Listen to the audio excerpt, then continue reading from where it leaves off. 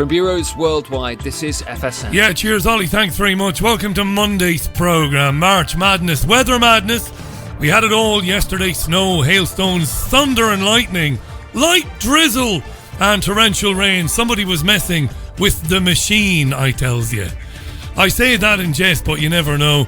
Someone turned on the harp and messed with the jet stream because we had it all. I jest, I have no idea. Dean Henderson on the programme later on. Top man, welcome to Monday's show. Welcome back to the most listened to independent radio show in Europe. It's your Richie Allen Show. Yeah, I know that. I know the last thing you need is my enthusiasm on a Monday. You don't need it. You're fed up, I know. Tell you what, we'll talk more about that in a minute, so we will. That's what we'll do. Monday, the 11th of March, 2019. It's the Richie Allen Show. Broadcasting live on richieallen.co.uk and multiple platforms around the world. And now, here's your host, Richie Allen. Yes, Dean Henderson will be on the programme live from Missouri, from the Ozarks in the second hour. Author, journalist, brilliant guy. You've heard Dean on the programme before. Before that, though, I'm going to round up the big stories of the day with the emphasis being on one story, and that's Brexit. But you won't be bored, I promise you. Alright then, I'll uncross my fingers and I'll say that again. You won't be bored. This is your Richie Allen Show, live on Fab Radio 2 in Manchester. Trigger warning, tune in radio. We're on Spotify, iTunes, YouTube, everywhere else. It's Monday. Monday. And because I will forget to do this, I want to give a shout out to Stevie. How you doing, Stevie? Who sent me a message a bit earlier on and asked would I give a mention to something that's taken place in Queen's University in Belfast 2 weeks from Wednesday. Of course I will. It's a free event. It won't cost you a sausage, nor will it cost you a bean. It's being put on by positivemoney.org, a group I know very well and I'm very fond of. And they're putting a talk on at Queen's University Belfast, the Senate Room, Wednesday, March 27th, between 7 and 9 p.m. It's free. Ever wondered where money comes from and why there isn't enough? The creation of money, a story that spans millennia. If you're listening in Belfast and you know this already, why not drag a friend with you to have a listen to that? positivemoney.org for more details. The Senate Room, Queen's University, Belfast, Wednesday, March 27th, between 7 and 9, and it won't cost you a penny. How about that? All right? See, this is the thing I like. I like these things. I like people doing stuff, you know, trying to get people to pay attention to things that maybe they have been dismissive of in the past.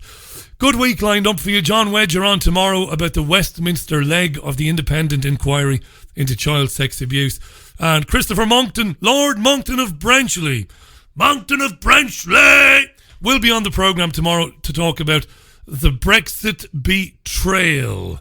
Speaking of Brexit. Shut up, whinging, you salivating dogs. I'm going to talk about it, but you're not going to be sitting there crying with boredom and falling asleep. 'Tis a big week, you know. 'Tis a big week. Let's have a look at the bbc.co.uk/news, BBC News website.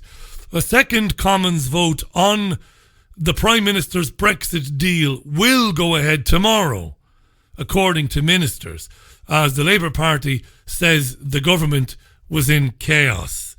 Ministers said talks were continuing with the EU and the legal advice on the Irish backstop would be updated before MPs start debating tomorrow. So legal advice on the Irish backstop would be updated before MPs start debating tomorrow, because before the vote on Theresa May's deal with the EU, there will of course be a debate. Unconfirmed reports say that Theresa May will travel to Strasbourg a bit later on. The European Union has said it is now up to MPs to decide the next steps for Brexit, and the European Union says it remains even committed to agreeing a deal. Labour leader Jeremy Corbyn said there hasn't been a single change to the deal since it was defeated by MPs in January.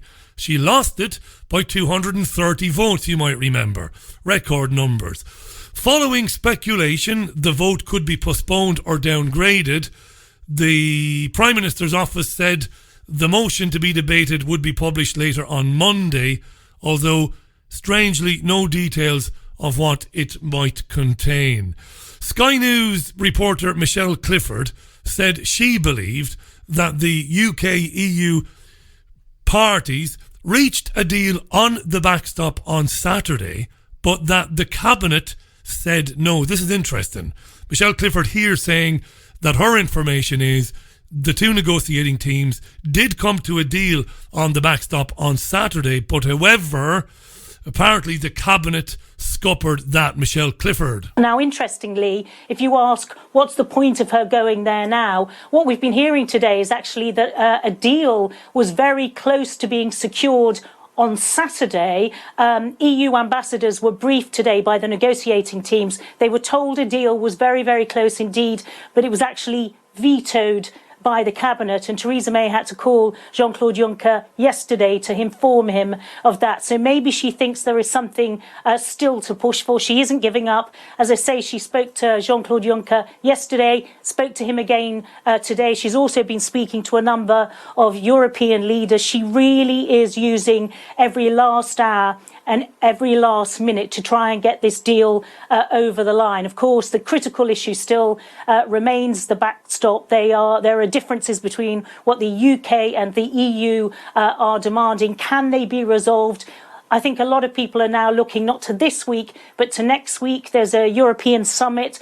Some are thinking that the real deal could be done there with the EU 27 leaders present. But for the moment, we can't get confirmation that Theresa May will be going to Strasbourg, but it might make some sense for her to do so, given that there is this notion that there was a deal very close to being secured on Saturday. Yeah, so if there is a meaningful vote tomorrow, it looks like it'll be another defeat for Theresa May.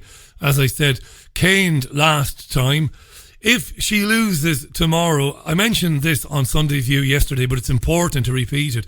If she does lose, then on Wednesday there will be a vote on whether to take no deal out of the hands of the government. In other words, a vote on preventing the UK leaving with no deal, which is crazy. Then on Thursday there would be a vote on extending Article 50. You with me? Okay. Now, listening to UK media, television and radio today, there were some very interesting interviews on this, putting what is happening into perspective. Stay with me, stay in the room.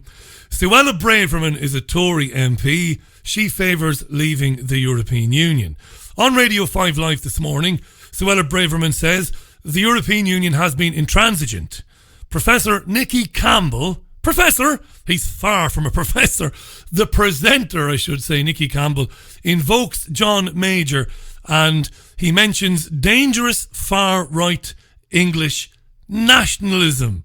And when he said that, well, my old ears pricked up. Suella Braverman with Nicky Campbell. Some people will say, you Eurosceptics, it's rich coming from you calling people obstructive and uncompromising. John Major was saying recently, it's your, if I may, it's your strain of Euroscepticism within the Conservative Party that has been tearing your party apart for years, causing mayhem, this strange obsession, this fixation that you've had with Europe, this kind of brand of very dangerous right-wing English nationalism he's spoken about. And you're calling the European Union obstructive?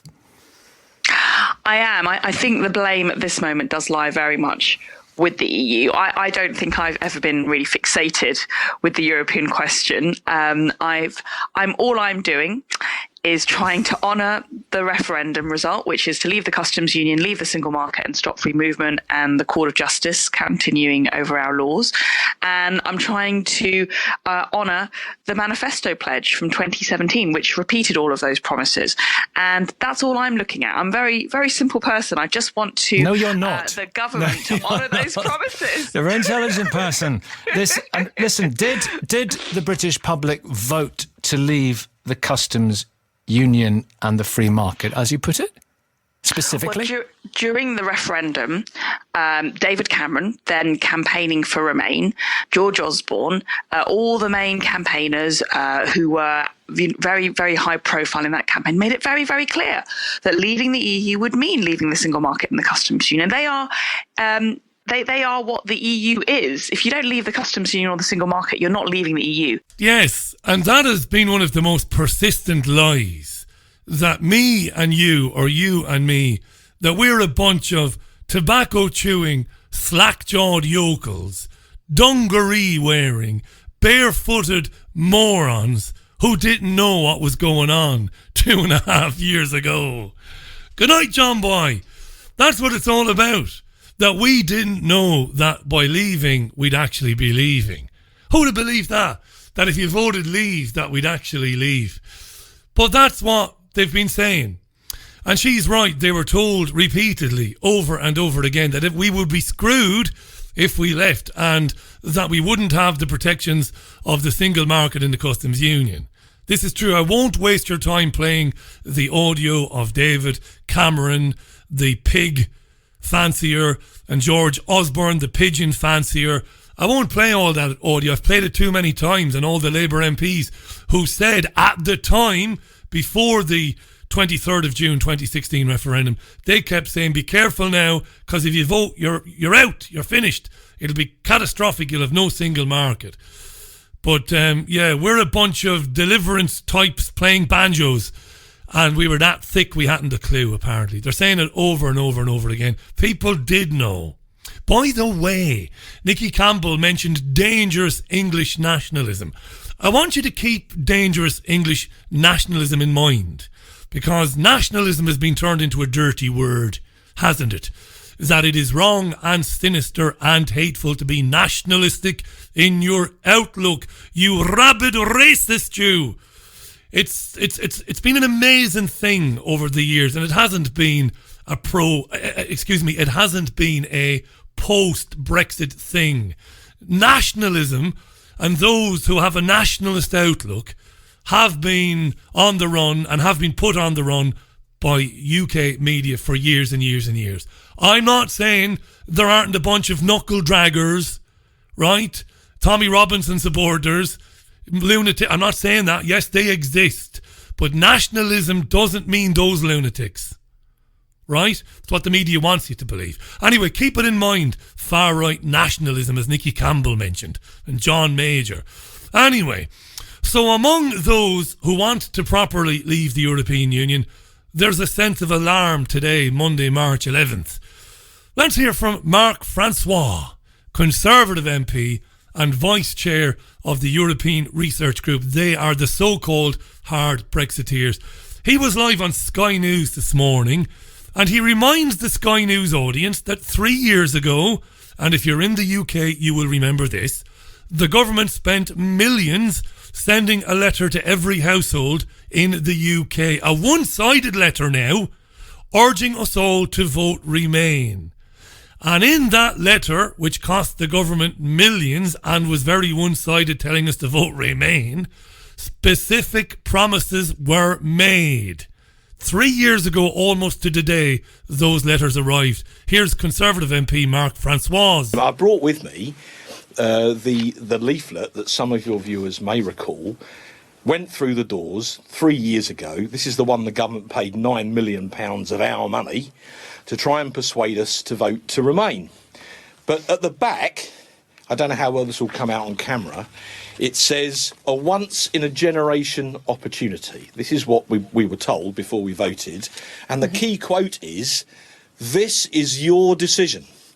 The government will implement what you decide." And the British people, at the cost of £9 million, were promised that by the government, that they'd implement the decision. Well, the people voted to leave, 17.4 million, a majority they did, of... but it's not... hang on, a majority of well over a million votes. Saying, we voted to leave, but MPs haven't got their act together. Is this not a massive failure by MPs, yourself included, not to deliver what the people want? No, it is a deliberate act by some members of the cabinet, like Amber Rudd and Philip Hammond, by some very senior civil servants, like Ollie Robbins, and a number of very Europhile MPs in the House of Commons from a number of parties, to deliberately frustrate the decision of the British people. These people know exactly what they're doing. They're trying to... Well, they'll say they're not frustrating the process. They're trying to get the best deal. No, sorry.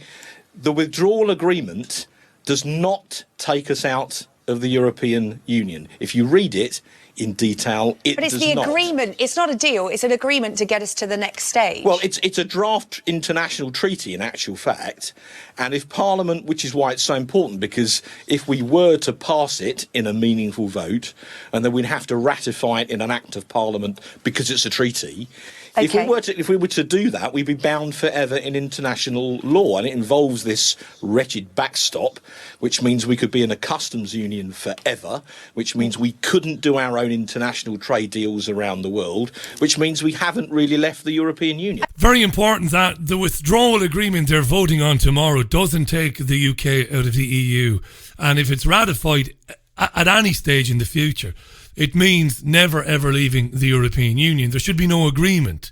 There should be no deal. Just leave. Francois then reminds the Sky presenter that the law is very clear, that if the withdrawal agreement is rejected and it happens that, and it brings us up to March 29th, there should be legally no votes on extending Article 50. We should just leave. And he makes this very clear here. I'm no fan of this guy, but what he's saying is factually correct. After this gets voted down, and if May has got time in 2 weeks to bring another version of this back, once you get to March 29th, there should be no extension. And that is the letter of the law. He explains it well here. Let's have a listen to Mark Francois.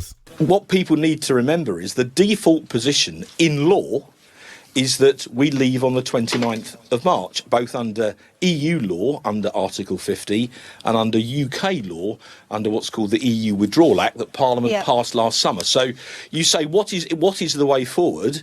Well, if we don't want the withdrawal agreement, the way forward, under the law, as it now stands, is that we would leave the European Union on the 29th of March, which is what many people in this country are expecting.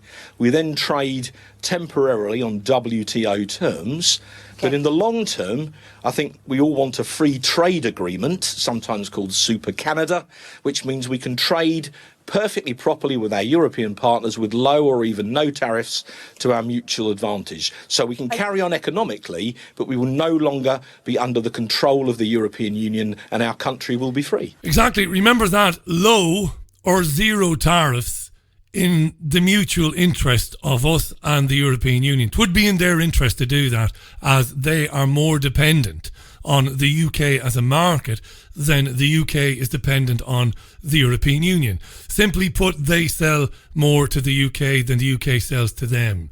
So they're playing fast and loose with the rules of the European Union, the established rules that govern a country leaving. There is no legal right for MPs to have a vote on taking no deal off the table or voting on extending the Article 50 process. There is no legal right. This is what John Bercow, the Speaker of the House, did. He tore up centuries of procedure and said, all right then, to hell with the law. You can vote to take no deal off the table and you can vote to extend Article 50. So if May collapses, as I said, tomorrow, or again in a couple of weeks, the UK should leave automatically on March 29th, but of course we won't. You'll remember 2.5 years ago, those of you who have listened to the programme as far back as that I said this would happen, that the European Union would agree to nothing during the time period of negotiations, that once they suckered people into thinking that there had to be a deal, then they, the European Union, would run the clock down and do nothing to help a deal come about. Remember, it's what I said. I get so much wrong. I got that right. And this is very important, what you're going to hear now. Jennifer Baker is an Irish journalist based in Brussels. She's a journalist and is supposed to be impartial, no such thing these days, but she's a Europhile, very pro-European Union. On Radio 5 Live this morning, she said she admired the European Union for its intransigence and its refusal to negotiate in good faith. This is Jennifer Baker, based in Brussels, Europhile. She basically describes here how the European Union operates. From the perspective of the EU, it's been very clear from day one, these are the things we will do, these are the things we won't do. And in some ways, it's quite impressive how little the EU has sort of moved from its opening position. But they have seemed to sort of, they feel that they've given quite a lot. It's impressive how little the European Union has moved from its position, even though it says that it's moved a lot. Baker then said that the European Union will not agree to change the deal and give guarantees that the backstop will be temporary, and she explains why the European Union won't budge. You've got all these other countries with their own positions, Angela Merkel's waning star is spoken about quite a lot, but she still holds a great deal of authority in the European Council. Emmanuel Macron, of course, France was not going to move. And they all feel it would be a betrayal of Ireland if they did so. There is also those in Brussels who feel that, Brexit has to hurt in some ways because they want it to be a warning to other countries as well. Yeah. How interesting. First of all, Merkel and Macron couldn't give a shite about Ireland. The European Union has raped Ireland and wants to continue to do so with whatever is left in Ireland. There's not much left there. The European Union wants Brexit to hurt, she said. This is the Europhile in Brussels. Nikki Campbell, come back on that. She says they want Brexit to hurt. Do they want us to stay? Yes, absolutely, 100%. There is no doubt there that, while people may be feeling very frustrated with the EU, with the UK in EU circles at the moment, the default position would be that if there was a second referendum, for example, there would be a big hope that the UK would stay. That's why they're not moving. This is their ulterior motive, isn't it? And the truth shall set you free! Yes, light dawns on Nikki Campbell's thick haggis head. Took him long enough, didn't it? It only took him 3 years, the BBC presenter. Yes, Nikki, that's why they're not moving. They're gangsters. It's the most undemocratic organisation on planet Earth, man. And it was set up, of course, to be a major pillar of a future one world government. That's why it matters.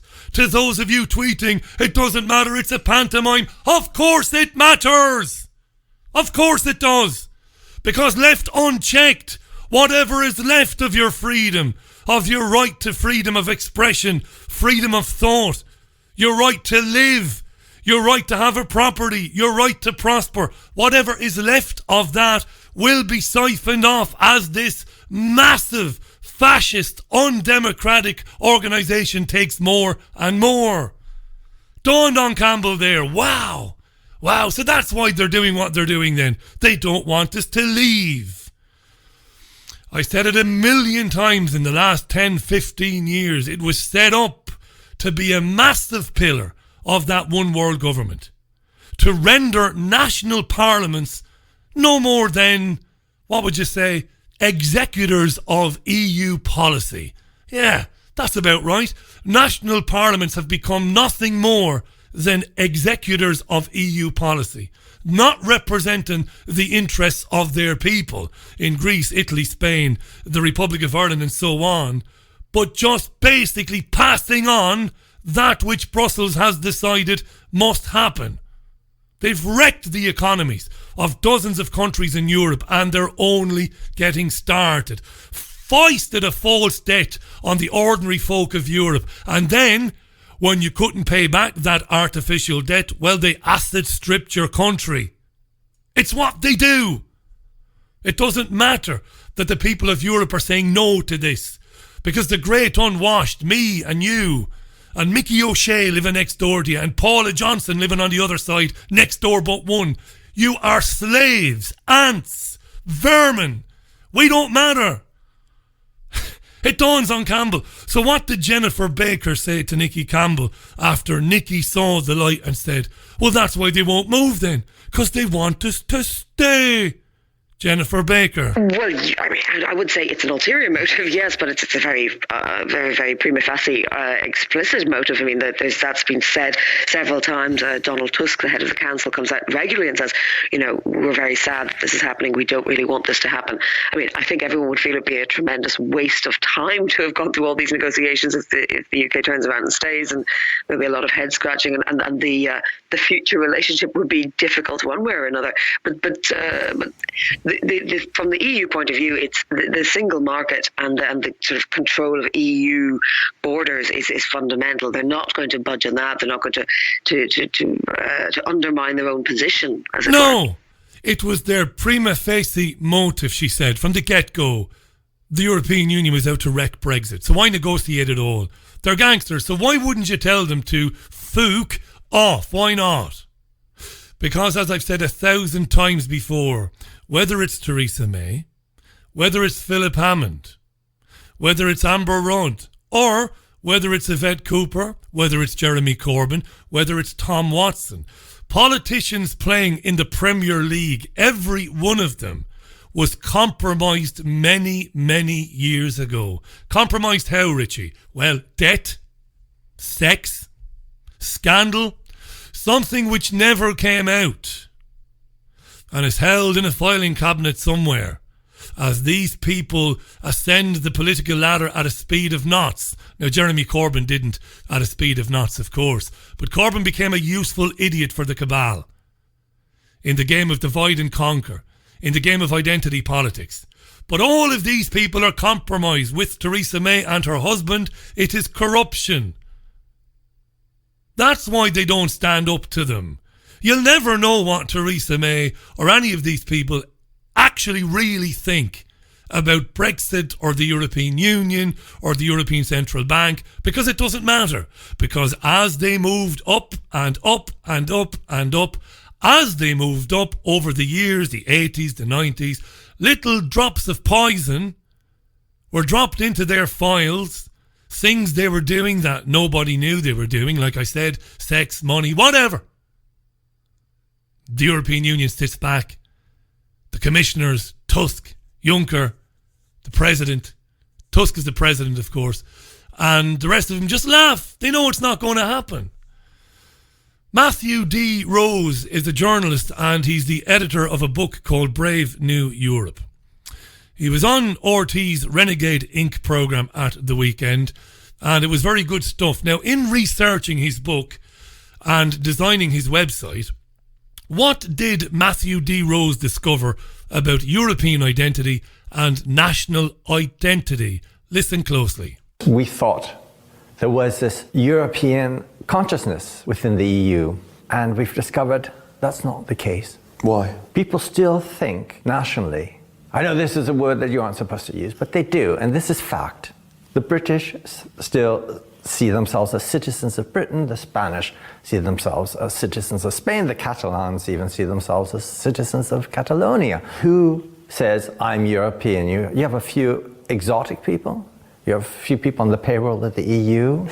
I don't think most people do. It's the same thing as, people saying, I'm not a citizen of anywhere. I think it's just as abstract. How can you be a citizen of Europe? I'm a citizen of Berlin. This is the place where I politically actually can participate. I can go to a demonstration. I can join a movement. It's here. I can go more regional, for example, in the case of Hambacher Forest, yes, the coal mine. I can participate. That's Germany.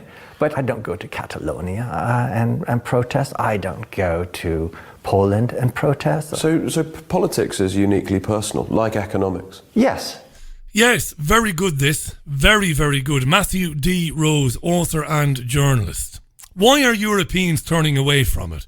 Are we all racist, small-minded little Englanders? What does he say to that? What's the reaction now within Europe is the retreat from this, because people have noticed the EU has led them to disaster, at least the majority. And the effects that is having, it's ruined their economies, many nations. It's ruined their living standards. Even in Germany, which everyone thinks is a very wealthy country.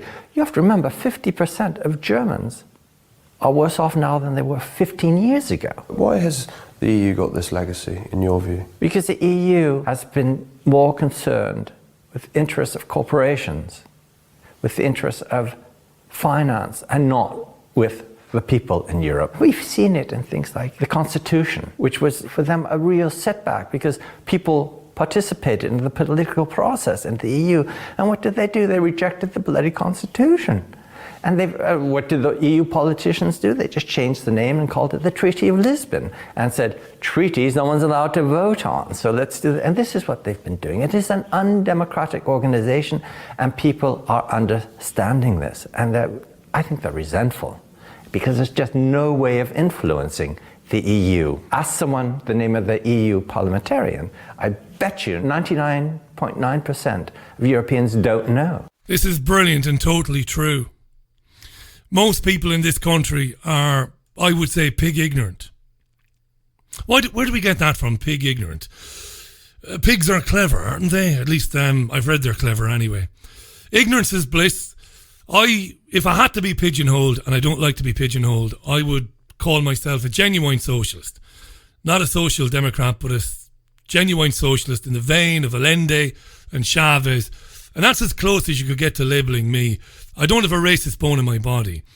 But try and explain what the European Union has done, is doing, and will do to a Twitter user, a social media dweller, who's already one step removed from reality by being on there.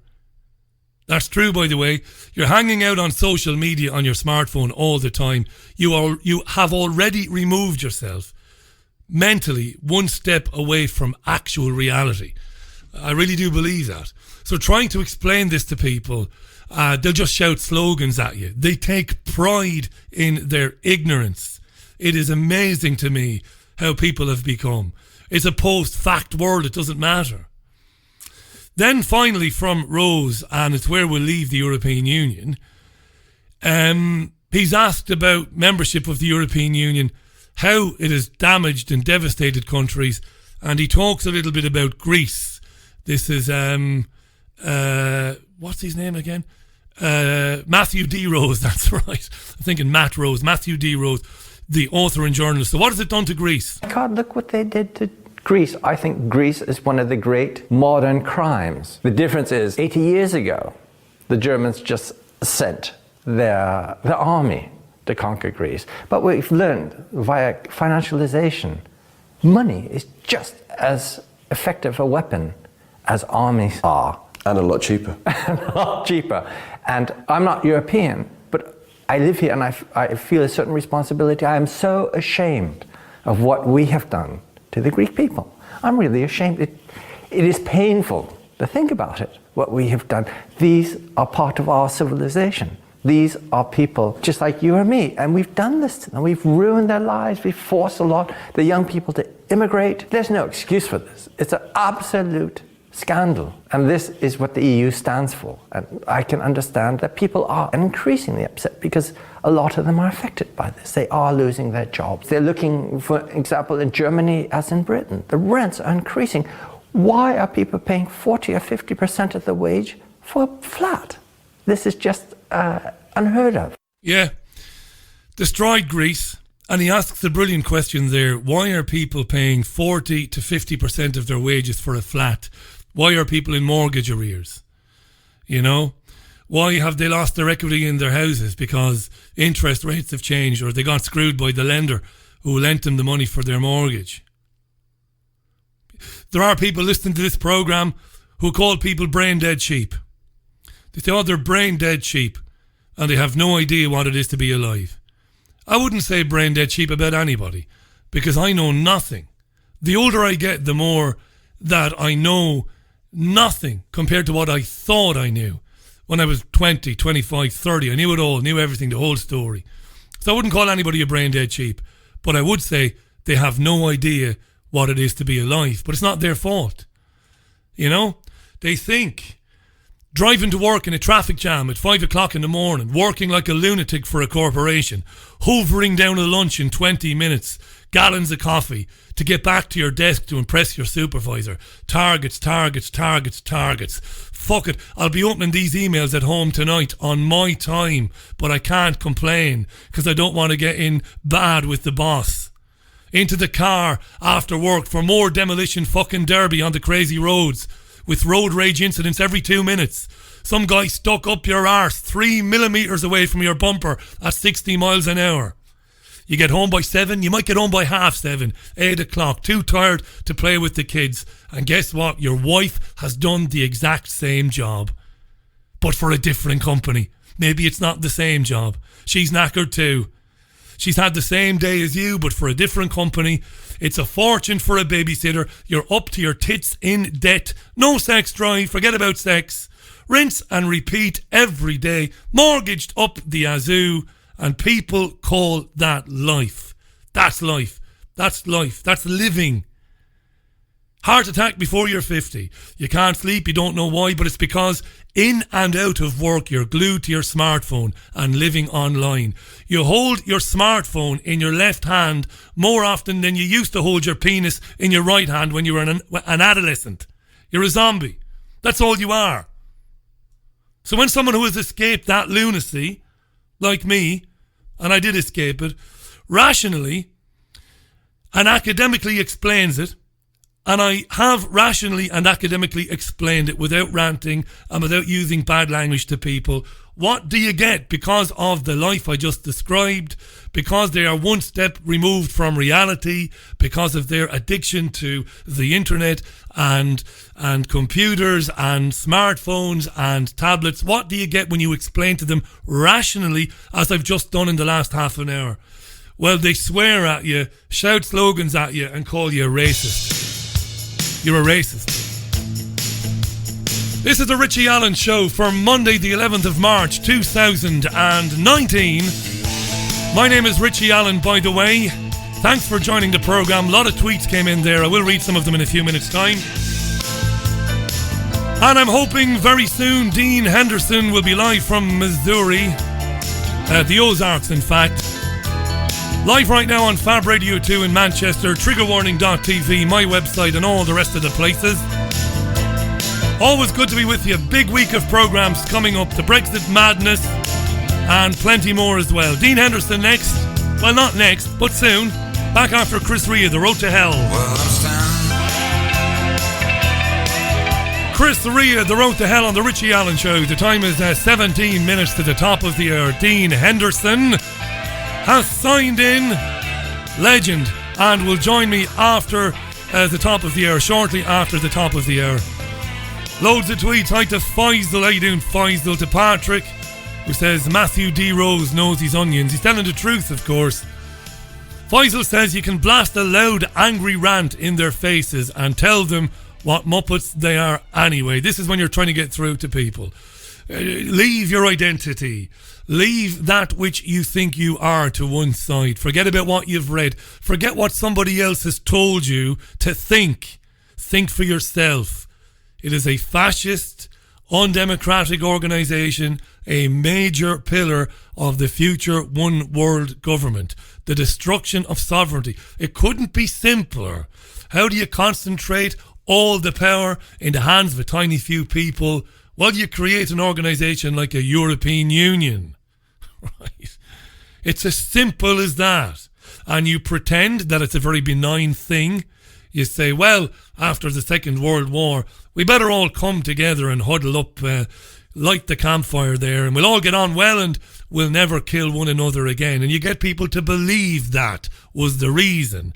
And then at the very outset of the European Union, the Treaty of Rome and all of that, you get a whole load of ex-Nazis, genuinely. The Nazi Roots of the Brussels EU is one of the most important books ever written by the Rath Foundation.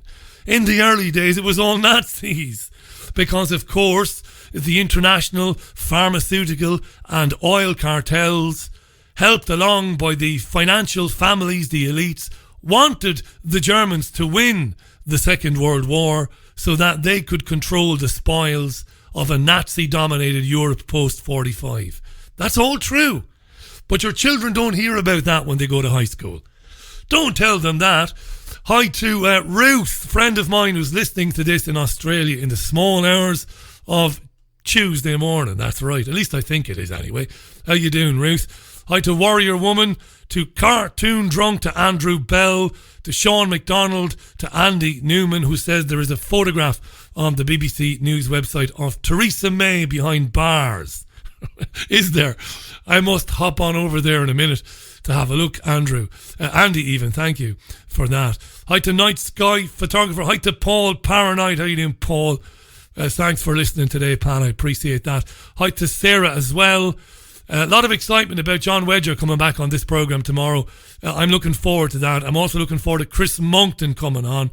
And I promise you that as the week goes on, it's not going to be so Brexit-centric.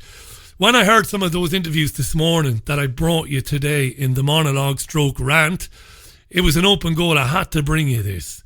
I'm hoping that you will use it, you know, share it with people who have a different opinion. Cartoon Drunk tweets, pigs have the best sense of smell of any mammal, especially for sniffing out shite. Yes. Is that connected to intelligence? Might well be. It might well be. Again, I've missed a lot of tweets there. Paul Alawi tweets, the Remainers I've debated the referendum with will not be drawn into a conversation about how the European Union is linked intrinsically to banking and how that association is ruining the countries in the south of the continent. Paul, they don't want to know. They don't know basic things like how does the UK government, how does it finance its activities? How does it finance its programme of government? They don't want to know that. They don't want to know that the government sells government bonds to the Bank of England, but not just to the Bank of England, to hedge funds, to businesses, but also to the European Central Bank. Money that doesn't exist. You can buy a government bond yourself with your money. They don't want to know this stuff. It's too complicated. And people have become so narcissistic that they are utterly incapable of moving away from their own position. Their own positions on things become closer to them than their families and their spouses and their best friends. Incredibly. What is a position? There's nothing wrong with being wrong. I'm wrong all the time. I'm not wrong about this though. This is the thing, you see. Spent my life researching this. But I'm wrong about a lot of things. I don't mind being wrong. It's nice when somebody points out, hey, Richie, you said something the other night. You gave an opinion. It's bollocks, Rich. Have a look at this. All right, great. Well, thanks. I won't say that again then. But not with the generation that's coming behind us. Now we start to sound like our parents and our grandparents, and we said we never would. We said we'd never blame the generation that is behind us. I'm not blaming them for anything. Like I said, circumstances, not just circumstances, but environmental factors are at play here. They don't choose to be narcissistic. They don't choose to be identitarians. They don't. They don't make a conscious decision, I'm going to be a total arsehole.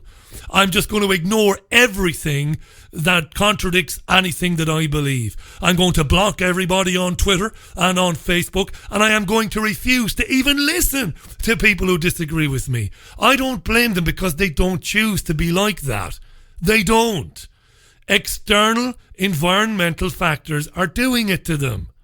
Food, water, geoengineering. I'm telling you, I know there are people listening to this because they like the politics side of it, but they don't buy into any of what I'm saying right now. I'm telling you, that's what it is. Their addiction to technology. All of this is frying their brains. So they become masses of gelatinous goo that they eat. They go to their place of work. They play on their phones. They're on their phones when they're on the tram, when they're in the train, even when they're parked in their cars in the traffic jams. They are basically... I'm not going to keep going with this. You know what they are, but it's not their fault. Not their fault. Hi to John Whittaker III. How you doing, John? I hope John Whittaker II and John Whittaker Sr. are still alive, by the way. Hi to Robert Doherty as well. Transgender madness reared its ugly head today. I'm going to do one more story before we get Dean Henderson on. Trans women are unsafe, apparently, and it's the media's fault. Who says that? Well, that was said by the Z-list celebrity Monroe Bergdorf, who's a trans woman. Trans women are not safe. They're just not safe. And it's the media's fault. Trans women, I'm not going to repeat it again. Monroe Bergdorf isn't blaming the independent or the alternative media. Monroe Bergdorf is blaming the mainstream media. The 31-year-old gave a speech this weekend at the Women of the World Festival. Even though Monroe Bergdorf is not a woman, Monroe gave an address to the Women of the World Festival. I might get complaint to the police now for saying that. I don't say it to upset or to hurt or to mock. I say it because it's true. If you've got a tallywhacker in your underpants, you're a man. Anyway, Monroe gave a speech. Women are unsafe. Trans women are unsafe. And during this speech, it was claimed that the press is making transgender people feel unsafe in public spaces. You have to hear it to believe it, and by it I mean the speech. Boom, boom, boom, boom. Do you want to hear Monroe Bergdorf? Won't somebody please think of the trans women? Here's Monroe Bergdorf. Fortunately, this is my fourth year speaking at WOW, and third year speaking at WOW. I've come 4 years running, and it's always been a real sacred space for me, like a real mecca of feeling like I'm going to be in a space with people that feel the same way that I do. But that's not good, though. Why don't you let just a few people in who disagree with you? Just a few, 2 or 3, nice people that can say, I don't think you're a woman, and I think you're making a mockery of women's rights because you're not really a woman. Let's have that debate. So it's not good being in a safe space surrounded by people who agree with you, I would have said. It's going to be a real cathartic and momentous occasion of the year, and unfortunately this is the first year that I've felt a sense of dread. Get your head out of your arse. I felt a sense of dread. Why? Because somebody might say to you, you're not a woman. Who cares? If you think you're a woman, that's all that matters, right? Coming, and it isn't anything to do with the organisation. Jude is an icon. Round of applause for Jude.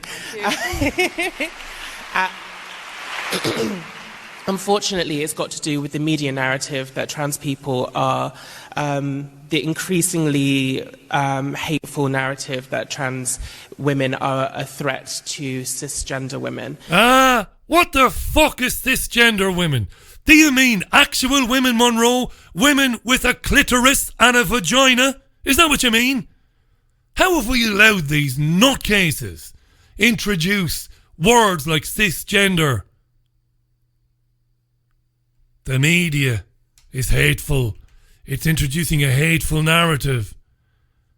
No, it isn't. There are women and men.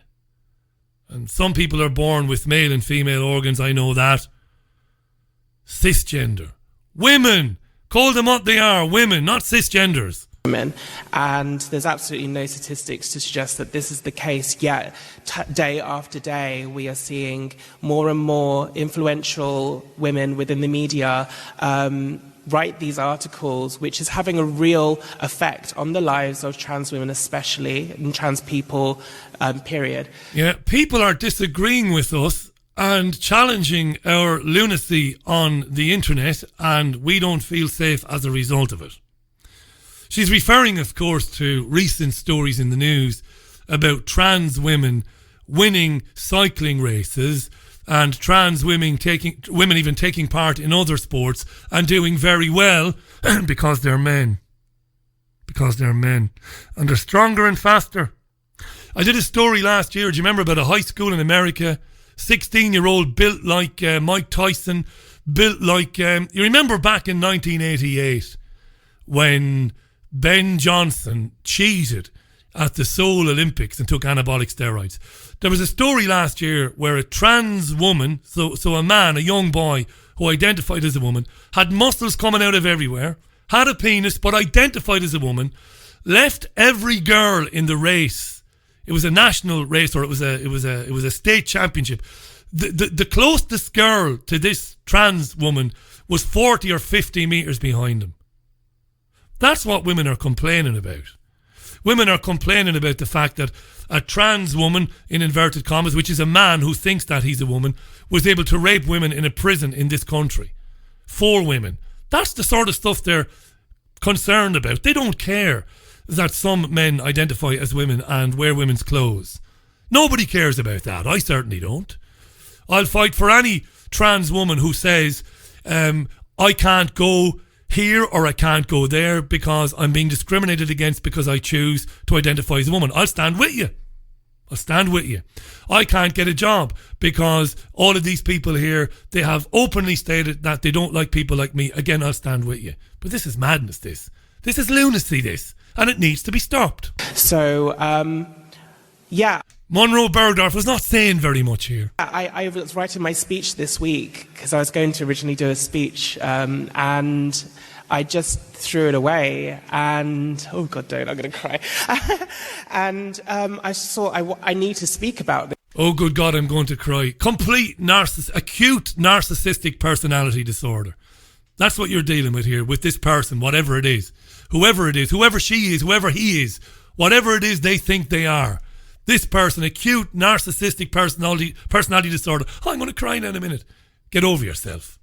Get over yourself. And learn to live with the fact that there are people who don't agree with you and that there are people who will never believe that you are a woman, no matter how many times you say that they must believe it. About this, I need to speak about the fact that I'm a very privileged trans woman, as I have a job which is puts me in a lot of privileged spaces, basically. And I just keep... You're a fucking nobody, and most people on planet Earth have never heard of you. Keep on thinking about, if I feel this way, what does my sister that is not privileged in any way feel? I don't feel safe because of other women, and that's made me feel that's really weighing heavily on... But you're not a woman, you're a man. So you can't say that you don't feel safe because of other women. It's the other women with the genuine safety issues. The issue around safety in prison. The issue around safety in women's shelters. There are women in this country who do have to stay in shelters because their husbands or their boyfriends or whatever are knocking bells out of them morning, noon and night, so they've got to go to a shelter.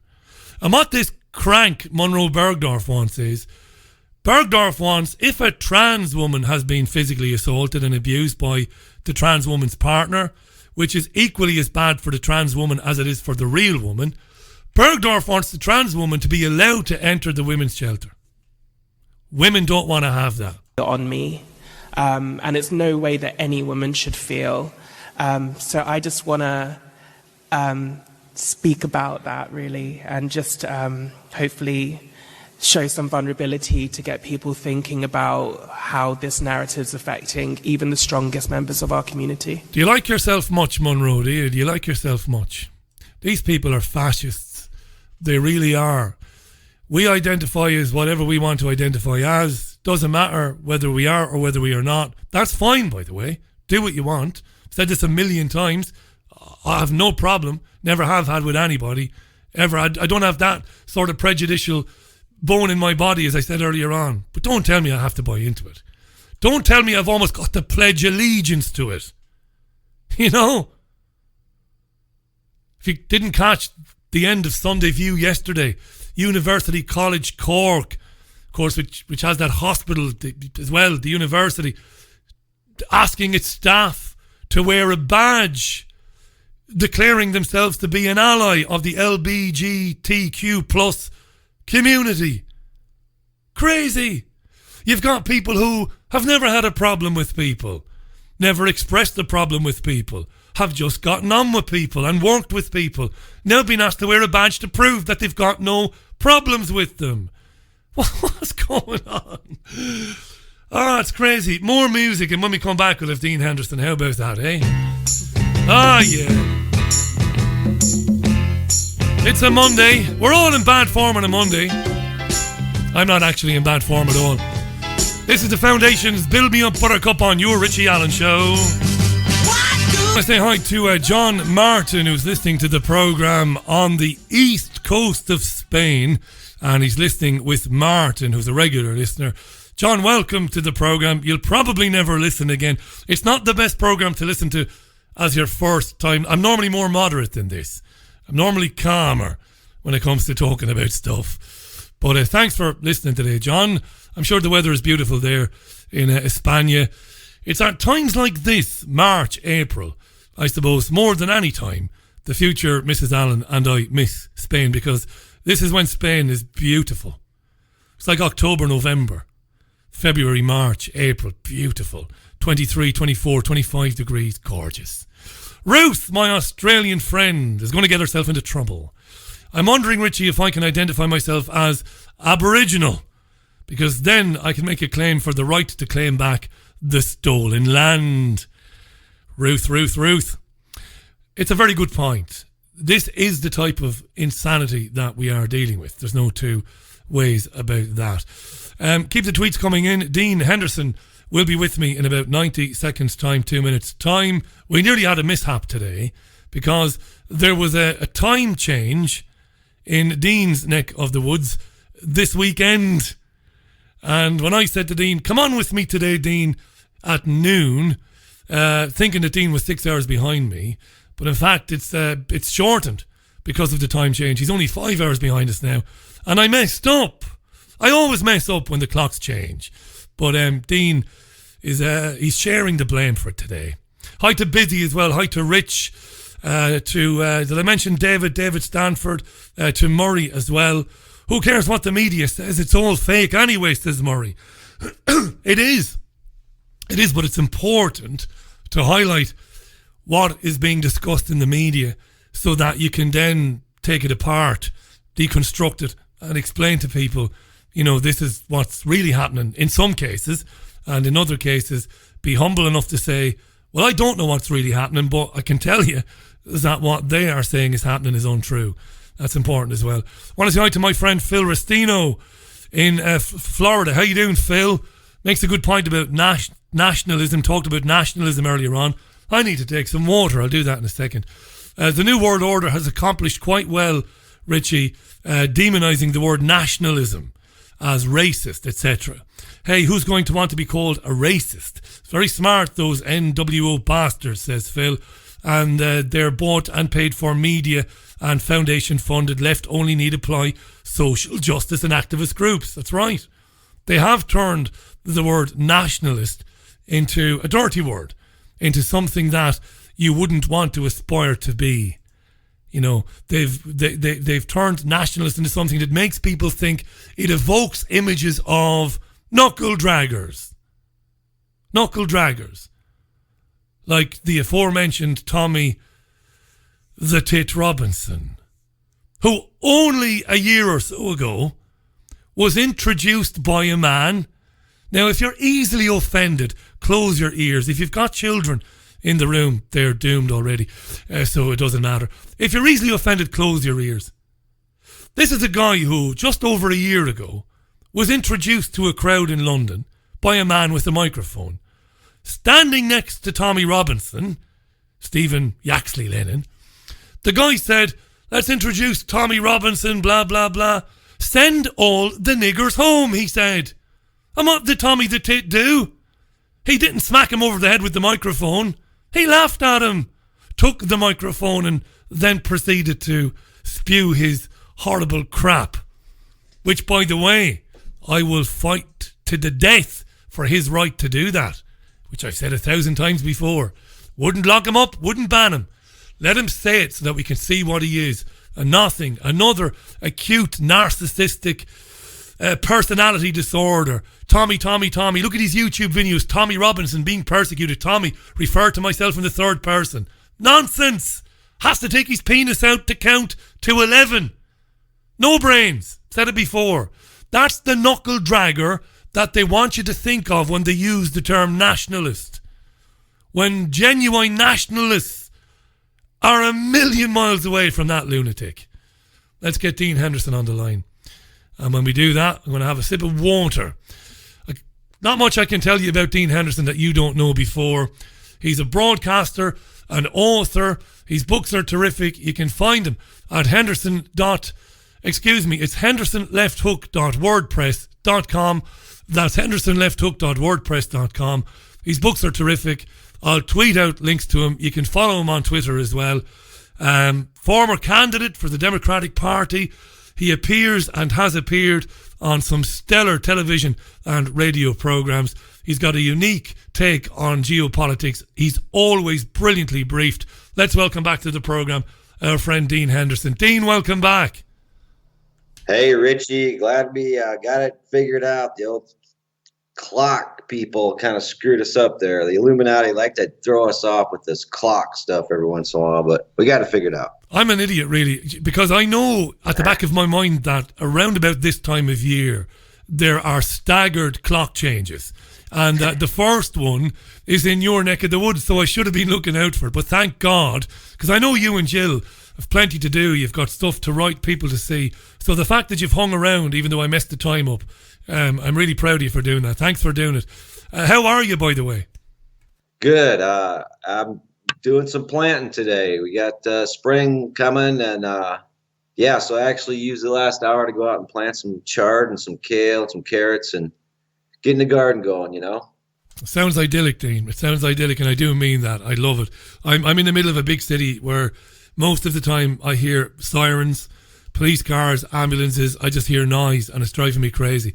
So it sounds absolutely idyllic. Dean, of course, in case you haven't heard, Dean, before, I'm sure you have, is in the Ozarks with his amazing wife Jill, who's been on this programme as well. Let's jump straight into a few things. And by the way, take the conversation in any direction you want to go. I'm sure there are things you'd like to discuss. Can I just throw into the mix the interesting reaction by the right wing and the left wing media to comments made about the Israeli influence in US politics by the Democratic Congresswoman Ilhan Omar? Wow, they've piled in on this woman, Dean, for asking a fairly fair question. Why do we have to pledge allegiance to a foreign nation? Are you watching this with interest? Yeah, I actually wrote my last column about it. It had a pretty interesting outcome, you know, because the first thing she said was, you know, it's all about the Benjamins, and didn't say one single word about Jews or even Zionists or anybody. And they jumped all over her, and then she kind of apologized, and a lot of us were dismayed at that.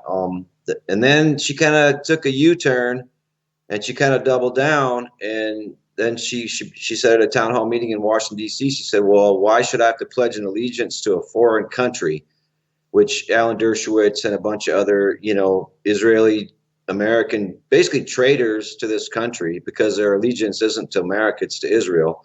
So these are the people that should be called out. But anyway, she doubled down on it, and it worked. And that's what happens.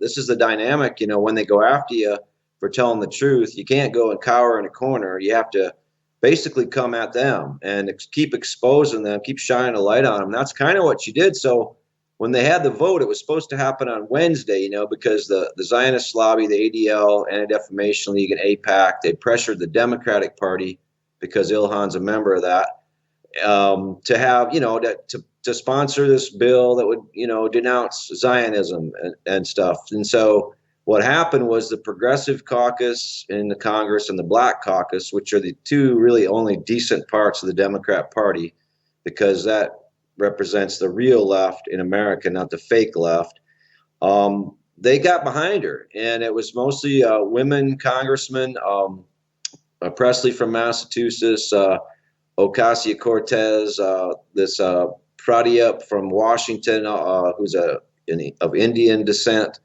and even Bernie Sanders then came out, senator, a couple of senators, Elizabeth Warren even came out, which surprised me. And they both, all to a T were saying, well, wait a minute, you know, if we're going to denounce this supposed anti-Israeli or anti-Jewish sentiment, which it, of course, wasn't, then we better denounce hate in all forms, including Islamophobia, white supremacy, and blah, blah, blah. Which, of course, there's no need to have any bill doing any such thing on any of that stuff. But at least she kind of turned the tables on them. And it wasn't just a bill that criticized anti-Semitism, towards Jewish people. So, yeah, it was a really interesting dynamic. And I think the last part of that is where the mainstream media sort of went quiet. And so a lot of the alternative media haven't picked up on what really happened there. But it was pretty interesting to see how the progressive and the Black Caucus actually rallied behind her in the end. Something that I haven't seen, in a very long time. That's really interesting. I didn't know that now. And I've been following it as best as I can from here. That's really interesting. I want to ask you, and kudos to them for doing that, by the way, because they would have been getting a lot of criticism from people like me and people like you over the years. You mentioned earlier, a couple of minutes ago, they backed down. Why did they back down, so many of them? We've seen it here in the UK with the Labour Party leader, Jeremy Corbyn. They make or say things which are true and irrefutable, and then they're accused of hatred towards Jews and anti-Semitic tropes, and they wilt.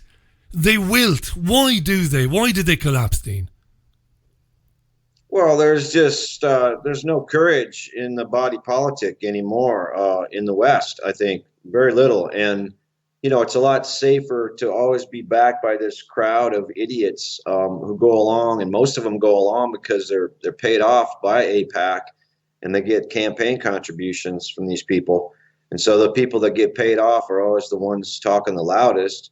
And then everybody else feels like, well, I got to fold, or I'm going to be ostracized. I'm going to stick out. I'm going to be ridiculed. Well, that's what happened to Jesus. And that's what happened to the Buddha. And that's what happened to Crazy Horse. And that's what happened to Einstein even. And that's what happens to anybody, Tesla, anybody that's a revolutionary thinker is going to always be ostracized, going to always be marginalized by the masses of people who they just want to fit in. I think a lot of it just comes to people just want to fit in. And as we advance into this technological nightmare that we're experiencing, that's becoming more and more true. I mean, it's not so much they're going to have to march out these robots that are going to take our jobs, which, yeah, that's happening to a degree, but it's also sort of a threat from the oligarchy against organized labor that, well, watch out, because we can always replace you with robots.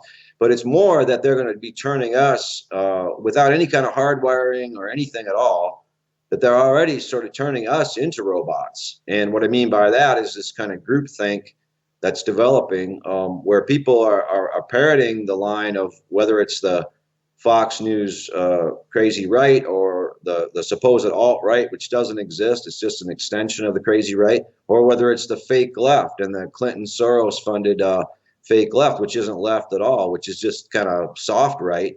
Whether it's got to be one of those two, and you have to fit into those categories to really have a voice. And if you don't parrot what those two camps say, and which of course the mainstream media encourages people to do, then you're crazy. I mean, you're just a crazy person. And so if you have your own mind, and if you think for yourself anymore, and if you have any sort of a bullshit meter, which is called the pineal gland, which if it hasn't been totally destroyed by fluoride, which most people's has, and you can see this bullshit for what it is, and you call it bullshit, then you're a crazy person, And so that's kind of how it's gotten, because, again, and I've heard you say it, it's true, it's 2 + 2 = 5, and you can't even not say it, but you can't even think it. So self-censorship becomes, you can't even think your own thoughts anymore. And everybody has to be careful, and you have to go to your safe place. And, oh, by the way, Richie, I think I'm going to become a woman because it's just safer to be transgender nowadays. So, I mean, it's madness. And the only thing people can do is just find their backbone. And, if they want to be free, and if they want to be a free spirit, a free thinker, living in reality as Creator made it, instead of as is being, cast upon us by these demonic entities, these aliens, these Silicon Valley freaks that are working for the dark side, working for DARPA, working for the NSA. We all know what that really is. And so, it's always been like this, but as technology advances, it's much easier yet to sort of do mass mind control. MK Ultra was individual mind control for individual, military missions.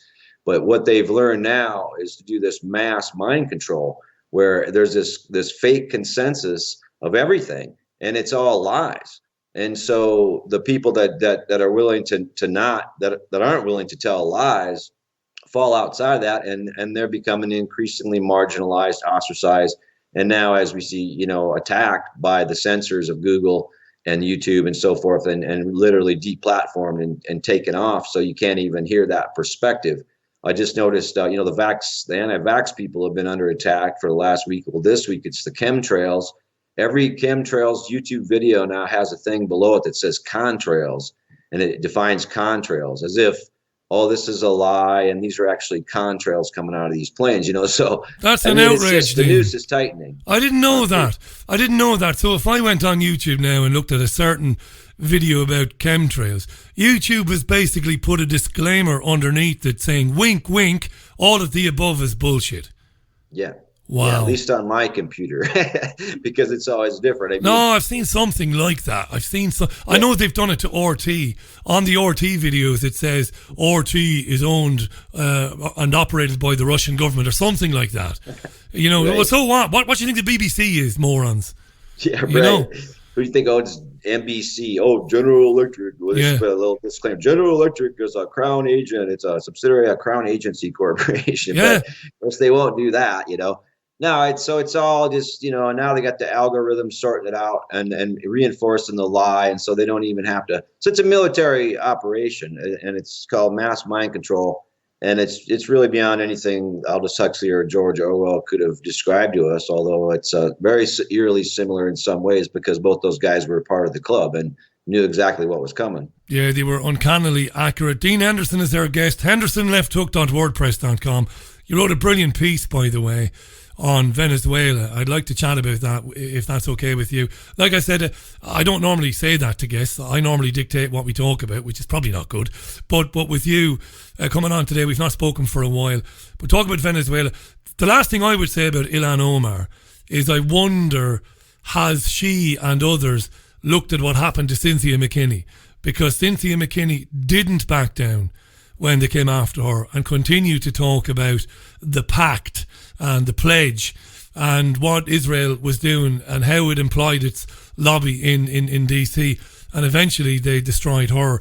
And maybe that would give a moment of pause to somebody like Ilhan Omar and others. And maybe they think, you know, I don't agree with them, but maybe they think I can do more good if I'm here than if I'm not, than if I'm kicked out or voted out. I don't know. Do you want a final word on that before we talk about Venezuela? Well, I think, you know, the thing that I came away with it on Omar, she didn't back down in the end. I mean, she did, and then she didn't. And I think she heard from people like us talking about that she shouldn't have, and then she changed course. And I mean, anytime you're going after these people, you have to keep the spotlight on yourself while the controversy exists, because by doing that, you can turn the tables on them, which is exactly what she did to Apex. She turned the tables on them. She drug them out of the closet, out of their lair, and she exposed them for what they were. Then the very next day, somebody asked her about Obama and if he was a good president. He said, he was just a pretty face, you know, which is, you know, so she just kind of kept on offense at some point. And yeah, Cynthia McKinney did the same, and she got run out. And there's no doubt they'll run somebody in this Minnesota district against her next time. AIPAC will, and they'll fund them. But hey, you know, you got 2 years, Omar. And I think she knows that. And I don't think she gives a rat's ass. I think she's just like, this is the truth, and I'm going to tell the truth. And I mean, I really kind of developed a lot of respect for her through the course of this. And good stuff, so I think, Dean. You know, no, go ahead, Richie. No, I'm happy to hear that. I'm happy to be contradicted, because you see, I've said about Jeremy Corbyn over the last 3 years, I've said if he was genuine, in other words, if he wasn't compromised by the intelligence agencies who might hold some embarrassing information about him, if he wasn't, surely Corbyn would realise, just as you eloquently said there, I've only got a couple of years in the spotlight before they get rid of me and before they go back to a Blairite party. So during that time, I'm just going to say whatever the hell I want. It's very, very frustrating, and it's very upsetting for people in this country who believed in Corbyn. I never did, I'm proud to say, so I don't feel bad at all. But some of my friends are gutted, Dean. They're devastated that he hasn't done what you've educated me that Omar has done, and kept on the offensive, thinking, well, I'll only be here for 3 years, I'll have a go, you know? Yeah, and most people, so many of them are worried about their career and their long term, and they want to stay in there forever. But just some people don't. Some people get in there somehow, they slip in there, and they just want to take a wrecking ball to the system. And I get the feeling that's what she wants to do. She said something to the effect of, when we really make people feel uncomfortable, that's when real change can happen. And that's true. I mean, Lenny Bruce. I mean, you can't just go around talking mealy mouthed and telling half truths and stuff. That's not going to do anything. Plus, people aren't going to like you, But if you're genuine and you tell the whole truth, A, you make change, and B, you actually might have a chance of getting reelected no matter what AIPAC does, because people respect that. They respect people that are genuine and not phony. You know? It's very interesting that one of the recent stars of Fox News, Judge Janine Pirro, a dreadful excuse for a presenter, has been attacking the hijab and suggesting that it's un-American and unconstitutional. And this is the sort of childish crap that this identity politics that they play. Dean Henderson is my guest, live from Missouri, the Ozarks, beautiful place. Lovely to hear you talking earlier on about planting a bit of kale. You've got some life there, my friend, but you deserve every bit of it. Brilliant piece last week on hendersonlefthook.wordpress.com called Beware the Rothschilds' Trojan Horse. And Dean is writing about what's happening in Venezuela and about how it's part of a decades-long plan for that region. You don't just blame Donald Trump for it. It's been going on for years. But then you talk in the piece about the anti-war movement, or the lack of it. And I want to read a paragraph that will definitely get the attention of our listeners. Dean writes, and I have tweeted the article out so people can read it. Again, many of our listeners, they knew you before they ever knew me. They've been on the website. This is Dean. This Rothschild Soros psyop is itself a domestic Trojan horse which has derailed any semblance of a real anti-war pro-union left in the US and replaced it with yet more neoliberal consensus-driven cyborgs who rant and rave about gun control, transgender nonsense, #MeToo victimhood, and all manner of divisive garble.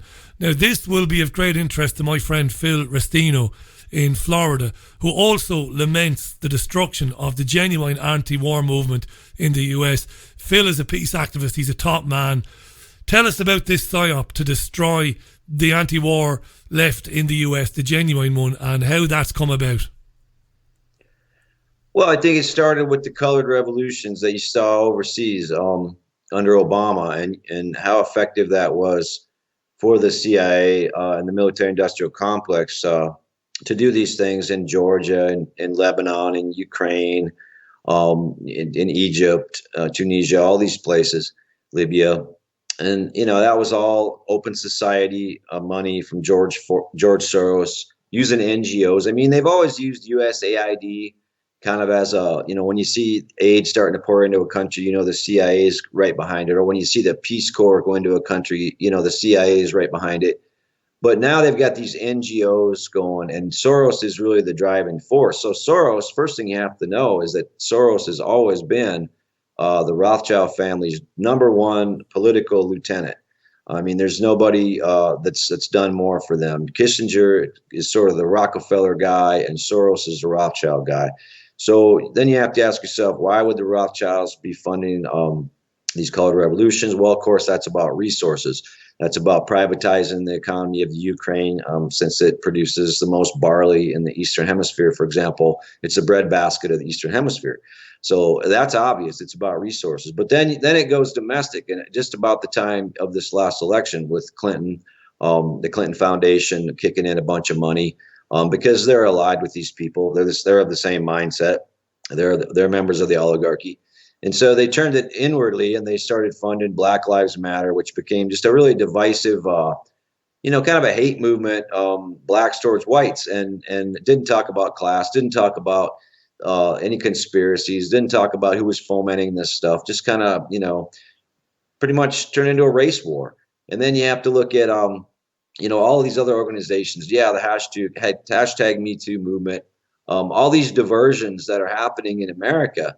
And what's happened is the left has been hijacked. And it makes sense if you sit back and think about it. If you're the oligarchy, if you're the Rothschilds, if you're the royal families of the world, who, your wealth is just growing every year, being concentrated more and more. You're squeezing the middle class, basically getting rid of the middle class in all these Western countries and sending them into poverty, so that they're basically on par now with these so-called third world countries, which you've always kept in poverty by stealing their resources. So if you're going to do that, you have to ratchet up the intensity of the psychological warfare on those people, and you have to lie to them, and you have to keep them diverted on issues that don't matter, like LGBT, like gun control, like all these social wedge issues that have always divided Democrats and Republicans. And you have to turn them away from any attention on that oligarchy or the machinations of that oligarchy, which manifests itself in U.S. foreign policy, because, the U.S. is a Hessianized mercenary force of the Rothschilds. They don't work for the betterment of American people. They work for the betterment of the City of London bankers and the royal families. And that's why, you see the face of John Bolton and Mike Pompeo and Elliot Abrams and these hideous people out front of Trump, and Trump himself, of course, hideous. But these people are traitors to my mind. They don't represent America. They represent the crown control of the world, which is why the Bank of England is the bank holding all the money and the gold of the Venezuelans right now, which over $1 billion should use to get their power grid up and running, to get the food on the shelves, which, as we know, is a lie anyway. Max Blumenthal exposed it.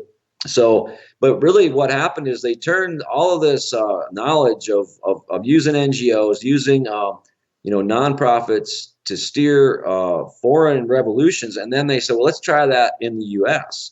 And that's what's going on. And that's what explains, this fake left, which is triggered by the word Trump. They just can't get off the word Trump. I mean, they can't go anywhere else. And their hatred has gotten so bad at Trump that they're full of more hatred than Trump and his supporters. And so they're just at each other's throats talking about nothing. And meanwhile, the 5G gets rolled out. The vaccination schedule gets ratcheted up to 69 before you're 8 years old. The depopulation program commences apace. The wars for the neocons, who are crown agents. The neocons are crown agents, all of them. Expand into Venezuela. Watch for Bolivia now with Evo Morales. He's going to be next on the block. Nicaragua, Cuba, the troika of tyranny, Iran, of course. And so, so they're having to do this to domestically because they have to get rid of the anti-war movement, and they also have to get rid of any notion of a class conflict, which they have brought upon us. I mean, the class war has been brought upon us by the wealthy. And the only thing the working class has to decide to do is, are we going to fight back? And are we going to participate in that class war? Are we going to go at them? Or are we just going to roll over and talk about LGBT and go to our safe place? This is outstanding. Big pussies, really. You know, it's outstanding analysis, this. And every man and woman in the world, regardless of what your ethnicity is or where you come from, everything Dean Henderson has said there, he's right. And I learned and came to understand this through reading books by people like Dean Henderson. He is right. It is classic divide and conquer, which I never understood until I was in my late 20s, early 30s. Dean talked about the Black Lives Matter movement there. He wasn't saying for a minute that blacks weren't being murdered or gunned down by lunatic, trigger-happy police officers. But the idea that it was only happening to black people was crazy, and it was false. And identity politics is used by these entities Dean is talking about so that we'll never come together, so that we won't come together and go, hey, listen, we've got a common enemy here. What's going on? And we end up in our communities hating one another because of the differences that they have shone a microscope on, Dean.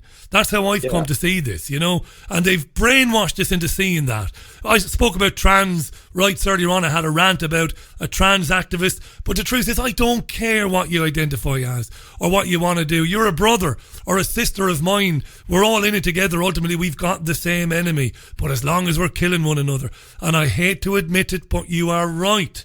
The fake left, with the hatred for the alt-right and Trump supporters, it's so destructive, it's so small-minded, and it's so wrong. They're moving so far away from the reality of how we're being manipulated, how we're being controlled, who's doing it, and why they're doing it. And they'll get away with it so long as we are mired in identity politics, so long as we become identitarians, so long as we fight and argue over who's the biggest victim of the system.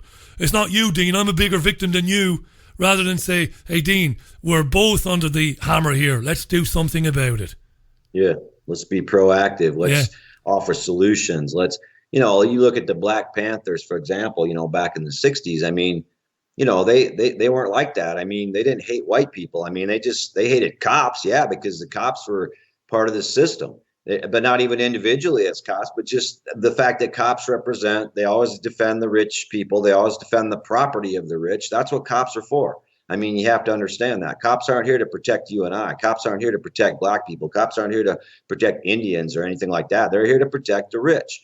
And they knew that, but they always tried to reach across to white people. And in fact, there were white members of the Black Panthers, and they fed their kids, and they had, they passed out school books to kids, and that's where they started. They didn't even start as they were never violent. They just carried guns, and then the cops got violent on them. Malcolm X. I mean, he did hate white people. He came back from Africa, and he changed his tune. And he said, no, I was wrong. I shouldn't have hated white people. It's not white people. It's the system. It's, and he became more of a Pan-Africanist, which means, understanding that it's a form of nationalism. I heard you talk about nationalism earlier, how it's been turned into a dirty word. And it has been. But see, the Black Panthers were black nationalists, and they were hardly Tommy Robinson right-wing thugs. Were they? No. I mean, they were people with some sense. And just like the word populism now, it's been trashed by the fake left, and the Southern Poverty Law Center. But see, I have to understand that all this that goes on with Soros money and with Clinton Foundation money is being carried out by this network of Hasbara agents in this country, and probably in Britain, I'm sure too. And these are Israeli agents that are deep covered. They're put into environmental groups. They're put into the leaderships of environmental groups, the leadership of human rights groups, the leadership of any kind of social justice organizations. Over the years, I've seen this over and over, no matter where I've lived. You see these people that emerge as the leaders of these what look like left-wing organizations, and they turn out to be these Hasbara agents of the state of Israel. So they're the ones that are deliberately diverting our attention from what really matters, and deliberately dividing us with all these uber politically correct crazy things that are going on right now, this victimization and this narcissism that's going on. It's all part of the agenda of the oligarchy. And of course, the Mossad always works for the crown as sort of their number one intelligence service. And they're doing the same thing here with this dumbing down of the Western population via all of this political correctness tyranny is what it is. It's basically an attack on the First Amendment, attack on free speech, attack on free thought, and attack on unity. Yes. And you're right. We have to stay united. We're all in this boat together. Nobody's a bigger victim than the next guy. But like the first chapter of my Sticking It to the Matrix book, love the people, hate the system. That's so important. Love the people, hate the system. It's okay to hate the system. It's not an animate thing. It's a capitalist, ugly, medieval. Right now we're in this stage of, I call it, it's electronic feudalism. That's where it is right now. And they got us all kind of wired into this crap. And so again, it's so much easier to create this hate with social media and Facebook and these things, these Twitter stormers. And they're again, these are Hasbara agents who are there to do just that. They go in, they inflame the situation, and they just create these two camps that hate each other. They don't even know each other, but all of a sudden they hate each other. And what a waste of time. What a monumental waste of time. So there's nobody being proactive. There's nobody, doing anything proactive to change things or to propose an initiative or to come up with ideas about how he can make it better. It's all just this real reactionary stuff that doesn't do anything. David Icke said to me one time, Dean Henderson is our guest.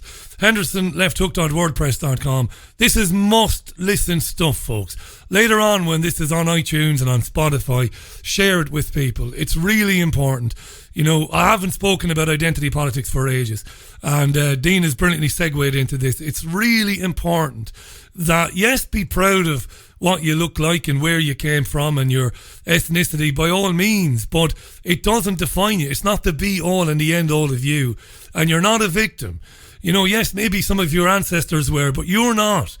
David Icke said to me one time, it got me thinking for ages and ages, and I know you've done a lot of work as well into the nature of reality and whether this consciousness is actually real, and I'm fascinated by this. And we were talking about children using virtual reality headsets.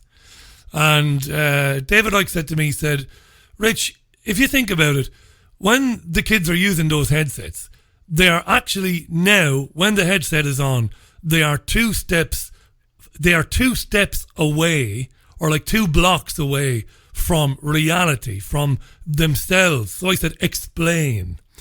And he said, well, if the world is a hologram, if this is an illusion anyway, we are here as conscious beings, but the world itself is only there because we download it or program it down.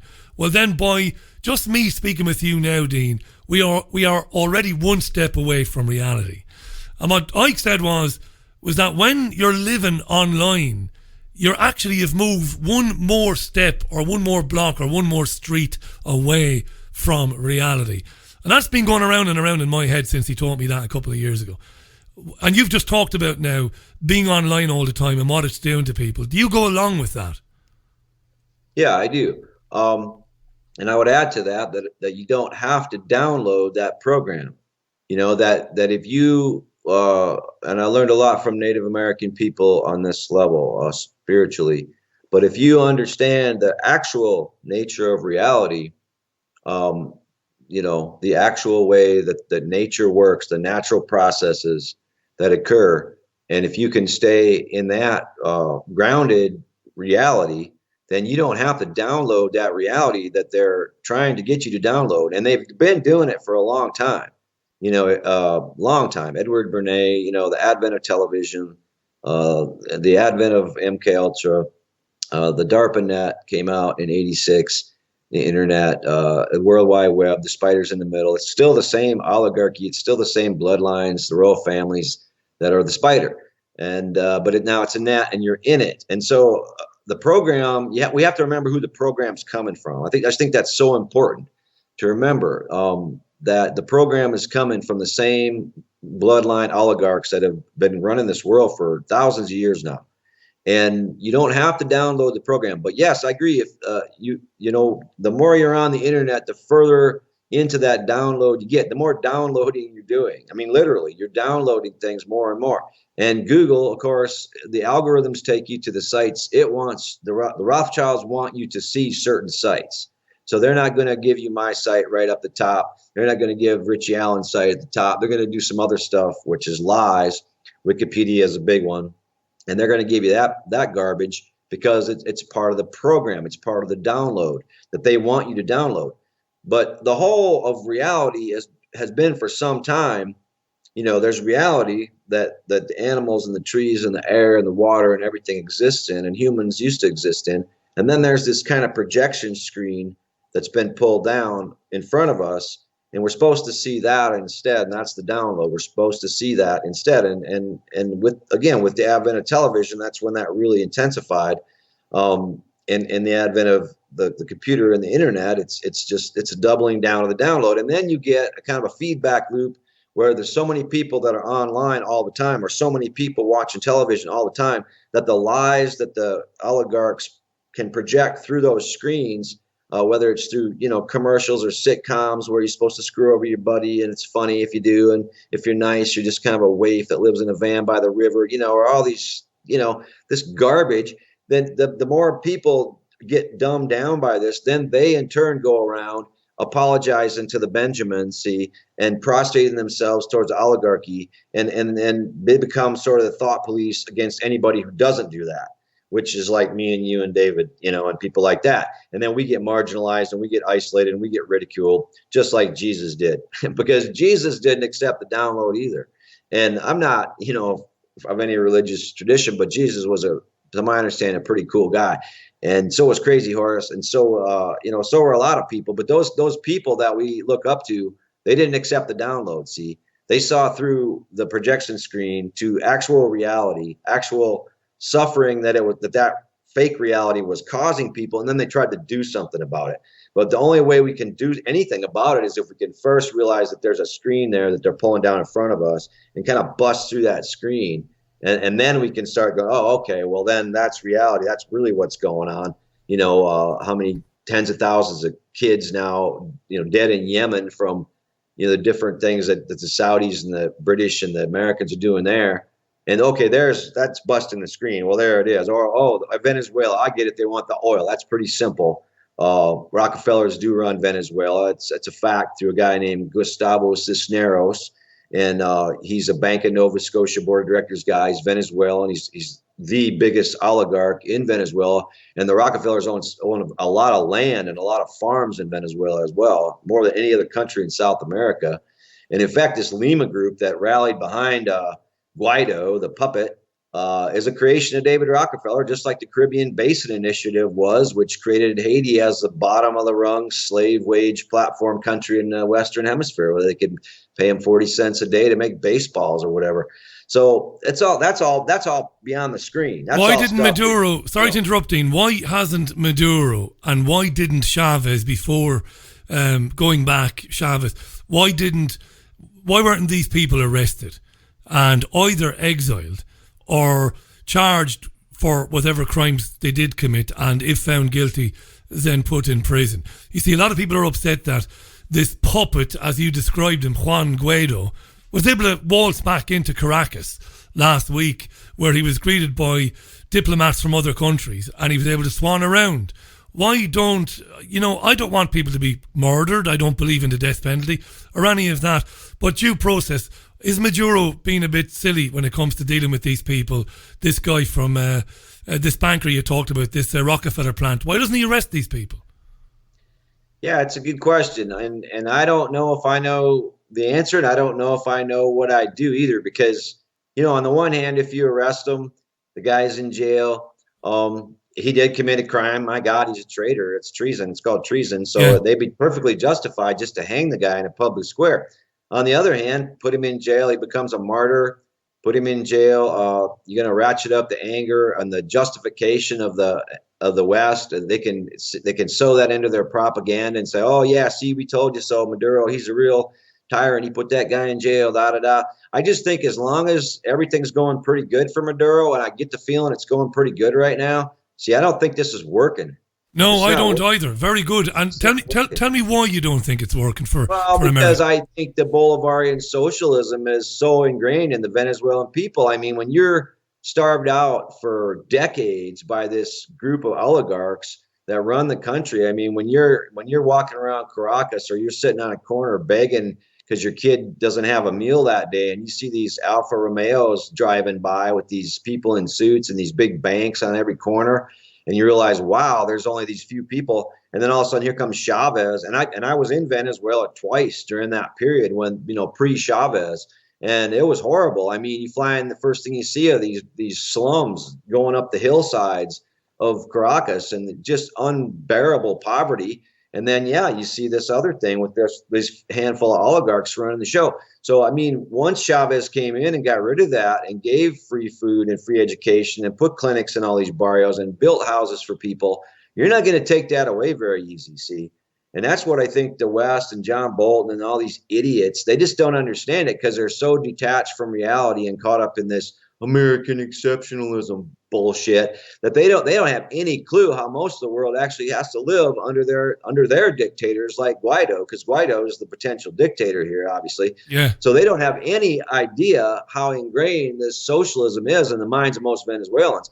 And for example, shortly after they marched out Guaido, there was some violence in the streets in Venezuela, and it wasn't Maduro's people that were dying. It was the oligarchs that were dying because not from Maduro's military forces, but from the people. The of people. Venezuela, from the vanguard of the revolution, the people of Venezuela. They're not going to give this up easy, and anybody that thinks different is pretty much an idiot. But these people are idiots. They really are. You would have been really ashamed of me last week. I didn't admit this to anybody. I'm admitting it now. I was very embarrassed. I was watching. I came back the week before last. And last week I was preparing a show and I was watching TV, Sky or something, and they were coming from Caracas, and I'm watching it, and I'm listening to it, and I'm watching it, and there's a sense of dread coming over me, and I'm thinking, wow, this Guaido, he really has the support of the people, you know, they really seem to be kind of weighing in behind him. And I was honestly thinking that. And then it occurred to me, you fucking moron, you're watching Sky News. What else are they going to tell you? I honestly had a moment of depression. And then I thought, right, yeah. And I just went to some independent sources, of course, and to some channels on Live Leak and on YouTube by socialists in Venezuela. And I went, yeah, that's how it really is. For a minute, though, I had a moment. I thought, don't admit that to anybody. But, yeah, the Western media wants us to believe that there's a big groundswell of support for the puppet and the liars whom he represents. But, of course, there isn't. Yeah, and that's how powerful that Western media is. You know? And I believe me, I have those moments, too. You're not alone. That even people like us who know better, you know, can fall under. It's a magic spell, okay? That's what it comes down to. All of this stuff, when you take it to the next level, you know, it's really like a magic spell that they're trying to get us to believe in, and they're not showing us the trick or how they do it, you know, to keep us sort of mystified by the whole process. And it's Luciferian, it really is, because it inverts reality. And this is what you're seeing now, this massive deception. I mean, it's always been this, you know, deception's always been a part of their formula, but now they're actually taking the entire language and they're inverting its meaning, you know, to the point where, you know, inclusiveness, that's supposed to be a good thing. Well, is inclusiveness a good thing if you want to be part of the mind-controlled cyborg, you know, or if you want to be part of the victimhood, or if you want to, I mean, is that, well, that's how they're using it. So in that case, inclusion, don't include anyone, just try to keep to yourself.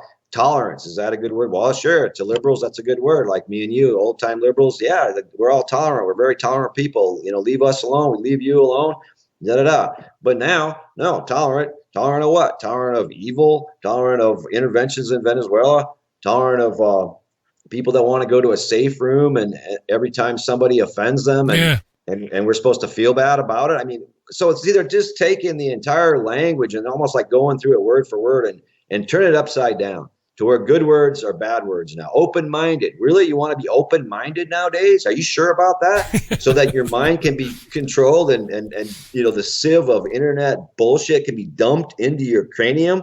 I mean, maybe it's time for you to close your mind a little bit. Remember who you are. Go back to your history and realize your life lessons before the internet and what you learned, and be okay with that for a little while and just see how things shake out.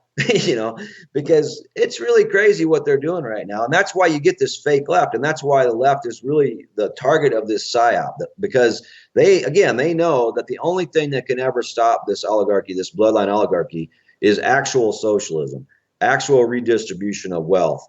You know, and it's not, you know, people talk about, oh, you can't redistribute the wealth. Well, wait a minute. They stole all the wealth to begin with. They stole our wealth. They have stole our wealth from day one, whether it was the Native Americans, whether it was the farmland in this country. The fact that, you know, most people used to live on farms 300 years ago, 98%, now 2% live on farms. What happened? The oligarchy stole the land. That's what happened.